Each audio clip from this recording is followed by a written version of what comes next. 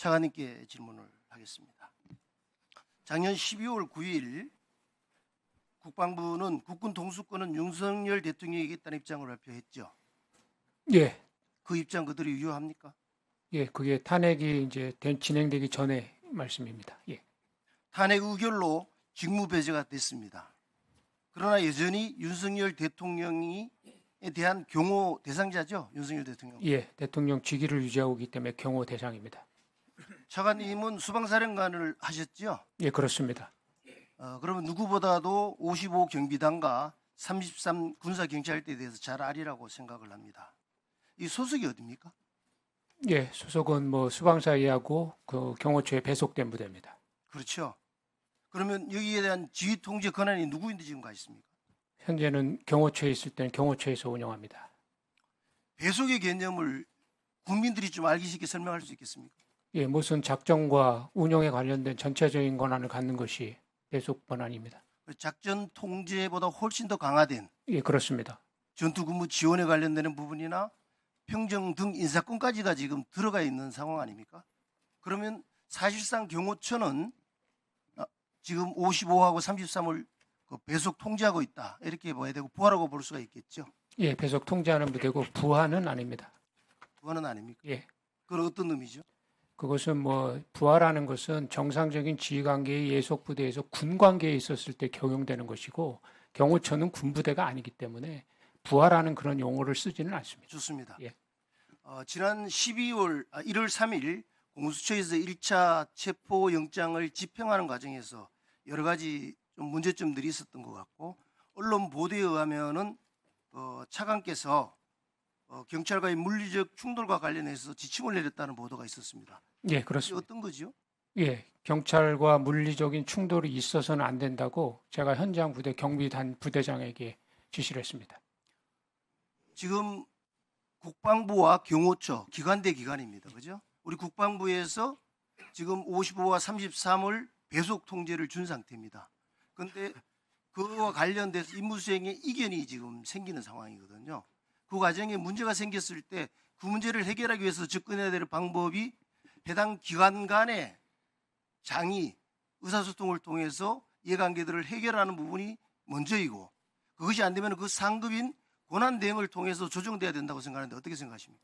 예, 말씀하신 대로 관련돼서 제가 경호처장, 경호처 차장하고 1차 소통을 했고요. 저희 입장을 설명을 드려서 경호처 입장은 뭐였습니까? 그때 답변이 없었습니다.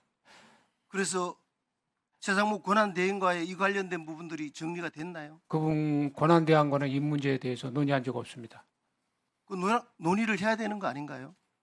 왜냐하면 서로 다른 기관의 이해관계가 맞지 않는 상태라면은 그 상급 기관의 장에 의해서 조율되지고 평화적이고 좀 문제가 해결될 수 있는 방안으로 해결해야 된다고 생각을 하는데 제가 보도에 나온 내용으로 놓고 봤을 때는 바로 55 단장에게 장관 대행인 차관께서 직접 전화를 해서 지금 이런 지시를 했다라는 거거든요.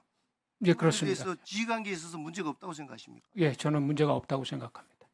저는 원소속 부대의 책임으로서 모든 부대의 지휘 통제를 할 수 있는 권한을 갖고 있는 사람이고 그와 협조 관계에 있는 경호처에 우리 입장을 전달을 했고 그 선상에 있어서 그 부대에다가 정확하게 입장과 행동해야 될 것을 전달하고 지시할 수 있는 권한이 있다고 생각합니다. 그렇게 됐을 때 55 단장이나 그 이하에 있는 장병들의 입장에서는 지금 경호처에 배속이 되어 있는 상태에서 지휘 통제를 받습니다.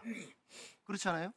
그런데 장관은 지금 다른 이야기를 한다고 했을 때 지휘 통제에서도 위배될 뿐만 아니라 혼란이 오지 않겠습니까? 위원님, 그것은 정당한 명령과 부여된 임무에 맞았을 때의 얘기입니다. 제가 볼 때는 여부를 어떻게 판단하십니까? 그 장관이 그냥 법을 집행하는 과정 속에서 이루어지는 것에 우리 군병력을 투입해서 그것에 어떠한 물리적 행위를 하는 것이 정당하지 않고 부여된 임무라고 생각하지 않습니다.